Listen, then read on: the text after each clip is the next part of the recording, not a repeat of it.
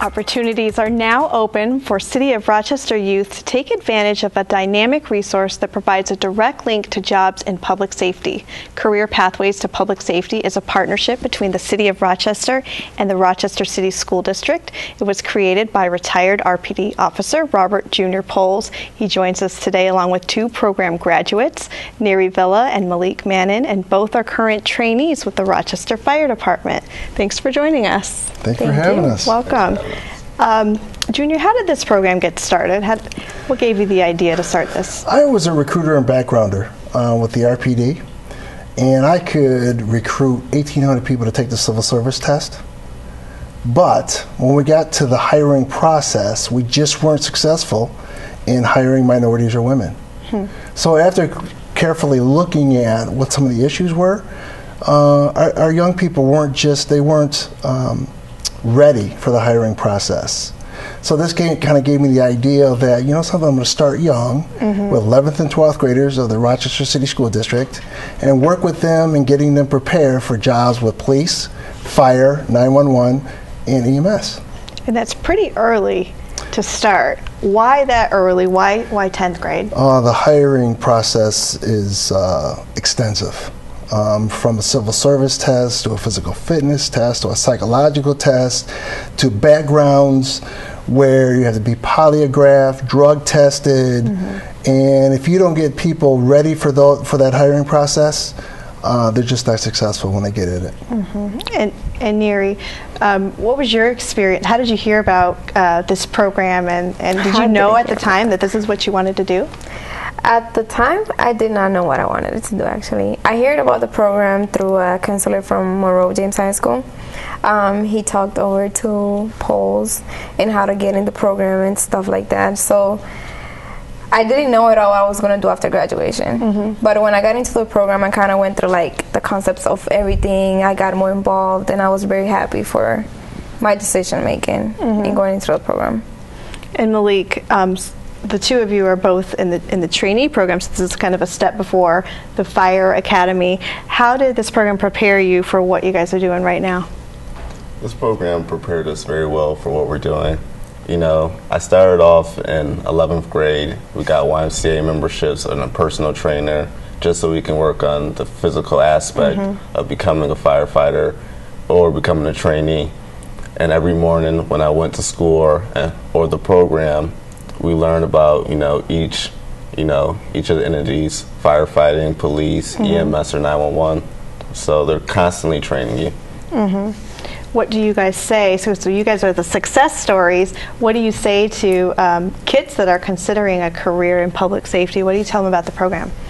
I would tell them, just take the opportunity that you have right now, because there's people out there fighting to have a job like we have right now. There's people out there trying to get to where we at right now.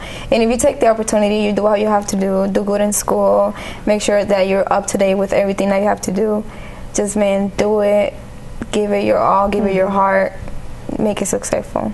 I think when you look at some of the challenges we have in the city of Rochester with graduation rate, unemployment rate, poverty, and our crime rate, to get our young people involved in such a program that takes them step by step, leading right up to a job opportunity with the city of Rochester, I think it's key to changing this whole city around. How does the program actually work? So this happens during school hours? It happens in the morning. So what happens is our students come from home to the Rochester Education Opportunity Center where we'll hold our classes. They're there with us for 2 hours, and then we get them back on a yellow bus and then go back to their home schools for the rest of the day. So we have them for an hour and a half, 2 hours to get them ready for a job opportunity after they graduate. And what does the curriculum look like through the year? They rotate through the different groups? Our juniors, we call it our awareness piece, and they get 30 days of each entity. Okay. So it's more exploratory. Okay. And they get to find out what they really like. I think Malik wanted to be a police officer at first. Oh. And now he's a firefighter. Did you want to always be a firefighter? I always did. I always did. So what you do after you go through your 11th grade, you choose a pathway, and that's when we start giving you the skills and the ability, the knowledge, the expectation of what you're going to need to be successful at the next step, which is a trainee piece. And then the Rochester Fire Department takes the trainee piece, gives you more knowledge to get you ready for the academy. And that's how we build success.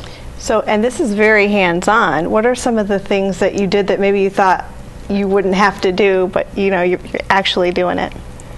Well, I mean, at the place I'm at now, the location I'm at now, the supply depot, I do a lot of hands-on stuff like hose exchange, where we take all the hose off of a fire truck, we scrub it down, and we hang it, and we replace it with new hose.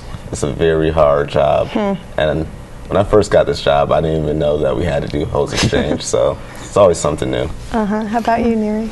Well, with me, it was about when I went to the fire academy. We went out back to do NELSA training, and it wasn't like I didn't know I did NELSA training, but when I got to do the NELSA training, I was like, oh man, this is what I want to do. It was amazing. We got to like do like line where like one person goes up front and then you back up one person, you go into the aircraft, you turn off fires. That was really amazing. It was an amazing experience. Why is it important for the students to rotate through each of the entities? To really choose what they want to do. One of the things to get into the program is you have to have a why statement.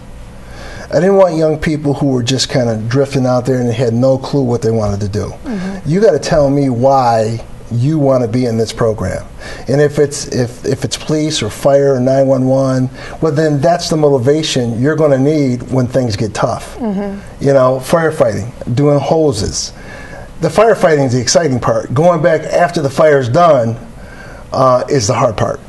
And so they're learning the whole gamut of what it's all about to work in public safety. Give back to the community. And along with these public safety skills, you guys are also learning about credit and things like that. Why is that important? Well, what I built into the program is not just having the knowledge, skills, and ability to do the job, but I also want to make them well-rounded. So we have consumer credit, we have great partners. We have consumer credit counseling come in and talk about credit. As a police officer, credit makes a difference in terms of one of the factors of getting hired. If you got bad credit, you're more susceptible to steal. So that's one of the things that we want to make sure that we got straight before we get started. The YMCA. Each one of the police and fire occupations, there's a physical fitness standard. Well, and they can attest to this. Their personal trainer that they have now is getting them ready for the academy. So we wanted to expose them early, so we work with the YMCA and their personal trainers to start working on being strong enough to get through the physical fitness piece. We have Advantage Credit Union is going to join us for next year, and they're going to talk about financial management. What's a retirement investment? Something I didn't know until late in earlier in my 20s, where they have an advantage at 18 and 19-year-old to start saving money for their retirement. So those are the things we kind of wrap around.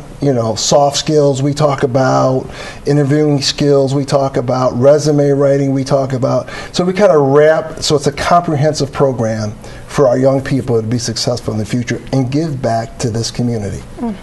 So along with Neri and Malik, what are some of the other success stories, or what are the numbers as far as program graduates? We're doing pretty well. This is our 4th year. So 3 years of classes, of students. We have 2 students from our first class who are firefighters. They're 19 and 20-year-olds making $41,000 a year. So they're firefighters. They went through the academy. They're there. We have 3 left that are in the academy right now. We have, how many guys got in your class? 8. 8. We have 8 that are in the trainee program. And then we have another 9 that are seniors right now that are very strong. So in terms of providing candidates, minority candidates, women, female candidates, this is a primary program for doing that. We have 2 students who work for city security from our police pathway. You can't be a police officer until you're 20. Okay. So they got some waiting to do, but yet we want to progress their skills. So I think we've had over 24 students, New York State security guards certified. We have 2 that work for the city, and we have 5 who work with other security guard agencies within the city. 911, we got 1 student who has saved $8,000 and who's going to buy her first house very soon. Wow. Yep, that works for 911. And we're working on our EMT certification. That's wonderful. Yeah, so it's proving the students need the city, and the city needs them just as much as they need them. How do you go about recruiting students for the program? Well, I use these guys. They are our voice. They get out and they talk to other students, other folks about the program and what it's done for them. We reach out to counselors. Counselors are key for us in terms of pointing, students in our direction. And we reach out to our partners, the churches of the city, to reach out and let them know what we're doing. But we got a long ways to go. I mean, there's still people out there that don't know that this program exists, and that's why we're here. Malik, when you are talking to students about the program, what are some of the typical questions that they want answered? Some of the typical questions that they like answers: what exactly happens after the program? What do they give you as far as school-wise? How is it with the civil service, all the testing, things like that? And I just tell them up front, the civil service is pretty difficult, so you want to study a lot for that, because everything's not a guarantee. Neri, what did you find was the most difficult part of navigating this process? For me, it was academic, because when I first came on the program, my class, I never was really interested in doing what I wanted to do, because I had people telling me, you're not going to become nobody, you're not going to do anything for your life, you're just going to be someone else. And so it became to a point where I seen in my classroom all the guys and other girls, they were all having good grades. My grades were really low grades, and I had Robert Poles, I had Abraham Cruz, and Deputy Chief Jackson telling me, oh, you got this, you can make it, you got this, just work hard, come on, we're going to help you. And with having them there and knowing that I can do it and that I can prove myself wrong and others wrong, I have become who I am today. And that's what was really difficult for me, getting my grades up there and getting more comfortable with myself. So along with the academic support, a big part of this is mentorship. It really is. It really is. When I recruited my instructors, I knew exactly what I was looking for. And Abraham Cruz was a 30-year veteran of the fire department. But he could be tough, kind of like your grandfather, right? Yeah. He could be tough. He could be firm, but he could be your best friend too. Yes, he can. And now I have Bishop Singleton, who is a community activist for the last 30 years. He knows how to talk with young people and does a wonderful job. Dwayne Sneed is my police and security instructor. He's a guy that 20 years on the police department. He was a juvenile officer, crime prevention officer. He was a school resource officer from the schools. So in terms of criteria that I look for in instructors, they have what it takes to talk to young people and motivate them, toward a successful pathway. Excellent. Well, thank you guys so much for coming on, and congratulations to you too. Good luck. To learn more about career pathways to public safety and apply for the program, visit rcsdk12.org/career pathways or call 585-262-8327. Thank you for joining us on this edition of CityWise. I'm Tiana Stevens, and we'll see you next week.